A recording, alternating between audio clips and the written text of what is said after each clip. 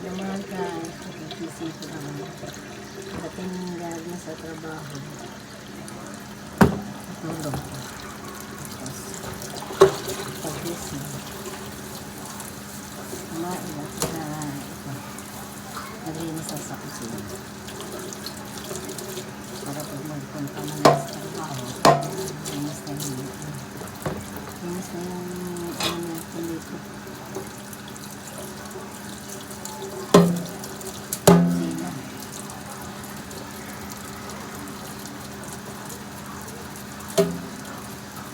Ito mga guys, yun talaga yung buhay dito. Pag nasa ibang lugar ka, kailangan ng magsarili ng sikap ka. Maling trabaho, business, magdito. Ito yung mautusan.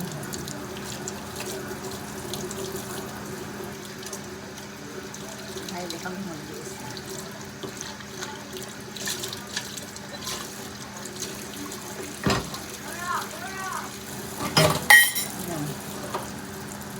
Kahit gusto mo pang magpahinga, hindi ka makapagpahinga masyado dahil iniisip mo yung gasan dito sa kusina at saka yung trabaho mo naman pag ano mo mahandulin mo yung oras mo.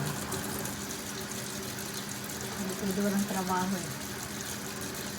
Doon sa Pilipinas, okay lang, laking trabaho, pero dito hindi pwede. Magugutom ka pagka wala kang trabaho. 1 week lang hindi ka makapagtrabaho, wala na. Sa Pilipinas, okay lang. Pero dito hindi.